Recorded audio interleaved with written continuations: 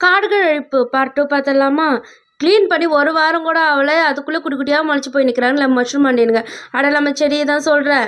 Already இருக்கிற காட்டையே நான் clean பண்ண காணலையாம். இதுல வேற இவனுங்க வேற மொளச்சு நிக்கிறாங்க. அடடா! இதுக்கு ஒரு எண்டே இல்லையா சாமின்ற போல தான் ஆயிடுச்சு.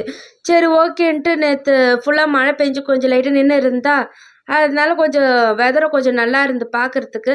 சரி இந்த டைம்ல கிளீன் பண்ண மணலும் கொஞ்சம் ஈரமா இருக்கும், பிடுங்குறதுக்கும் வசதியா இருக்கும்ன்ட்டு, நான் ஒரு பிளான் போட்டு எல்லாத்தையும் போய் பிடுங்குறதுக்கு உக்காந்தா, "நீ என்னடி போடுறது பிளான்? நாங்க போடுறோம் பாரு பிளான்ன்றது போல."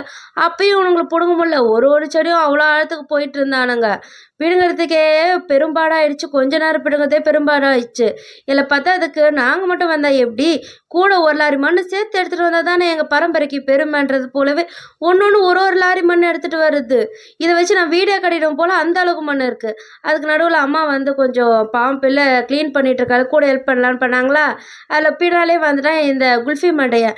"அம்மா உன் பொன்னான கைகள் பொன்னாகலாமா, உதவிக்கு வரலாமான்னு" உட்காந்து பாட்டு பாடிட்டு இருந்தான். பக்கத்துலேயே வந்து இவன், "அவன் கிடக்குறான்க்கா குல்ஃபி மண்டையன்ட்டு" இத வேலை மிஸ்ஸ என் கூடயே நின்னுட்டு ஹெல்ப் பண்ணிட்டு இருந்தான். அதுக்கப்புறம் வந்து இந்த டிசம்பர் செடி, இது செடி தான். ஆனா இத வெட்டுறதுக்கே பெரும்பாடா இருந்து இந்த கத்திய வச்சுட்டு, வெட்டாத கத்தியும் விளங்காத நாங்களும் டைட்டிலே போடலாம் போல. அப்படி இருந்து இந்த வெட்டாத கத்திய வச்சுட்டு நாங்க ஒரு மல்லு கட்டிட்டு இருந்தோமா, அதுக்கப்புறம் இந்த செடி தெரியுதா? இந்த சின்ன பிள்ளையெல்லாம் இந்த செடி பார்த்தாலே ஜாலியா இருக்கும். எப்ப பாரு இது ஸ்கூல் போகும்போதெல்லாம் பிடுங்கி வச்சுட்டு, அத சுத்தி சுத்தி விளையாடிட்டு இருப்பேன். அப்ப ஜாலியா இருந்து. இப்ப இந்த செடிய பார்த்தாலே என் ஜோலி முடிஞ்சிடும் போல அப்படி இருக்கு. இத புடுங்கவும் முடியல, வெட்டவும் முடியல. ஒண்ணொண்ணும் 5 அடி நீளத்துக்கு வளர்ந்து நிக்குது. போன வருஷத்துல இந்த செடி மட்டுமே வீடு ஃபுல்லா மண்டி கிடந்தா, அது பார்க்கவே நல்லா காடு மாரி இருந்து, உள்ள கூட போக பயமா இருந்து. இத புடுங்குறதா, வெட்டுறதா ஒண்ணுமே தெரியல. இது புடுங்குனா கை எரியுது, வெட்டுனா திரும்பி வருது. அதுக்கப்புறமா வந்து ஒரு 2 பேருமே வந்து போட்டி போட்டு கடைசியில வந்து ஓரளவுக்கு எல்லாத்தையும் கிளீன் பண்ணி தள்ளிட்டா. அன்னைக்கு 10 நிமிஷத்துக்கே எனக்கு கை நழுவு வலி வந்துடுச்சு. ஆனா இன்னைக்கு 2 ஹவர் கிளீன் பண்ணியிருக்கோம். 2 பேரும் ஜாலியா, "நீ இந்த சைடு கிளீன் பண்ணு, நான் அந்த சைடு கிளீன் பண்ணேன்னு" கிளீன் பண்ணா பரவால்ல. "நீ அதிகமா பண்ணியா? நான் அதிகமா பண்ணான்ட்டு" 2 பேரும் சண்டை போட்டுனே கிளீன் பண்ணதுல மொத்தத்தையும் பிச்சு போட்டுட்டு இருக்கோம். இல்ல வேற எலி மாரி பாத்து நோண்டிட்டே போயிருக்குன்னா, அத பார்க்கும்போது எனக்கு ரொம்ப பெருமையா இருக்கு. இருந்தாலும் இந்த காடுகள் அழிப்பு தொடருதுன்னு நினைக்கும்போது தான் கண்லேருந்து ரத்த கண்ணீரே வந்தது.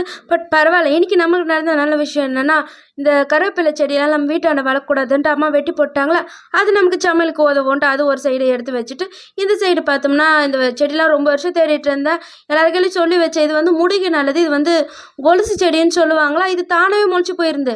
நம்மளுக்கு தான் வந்து 4 முடி நட்டு நிக்குதே, நம்மளுக்கு யூஸ் ஆகும்ன்ட்டு இது ஒரு சைடு பொதுராகுன்னு சொல்லி அந்த சைடு விட்டு, இந்த சைடு பார்த்தா 2 அன்னாச்சி பழம் செடி வச்சுட்டேன்னா, அதில் ஒருத்தன் அணுகிட்டு இருக்கான், ஒருத்தன் நல்லா நின்னுட்டு இருக்கான். அதுக்கப்புறம் நம்ம வச்ச இந்த நெல்லிக்காய் செடி, துளசி, அதுக்கப்புறம் 10 வருஷத்துக்கு முன்னால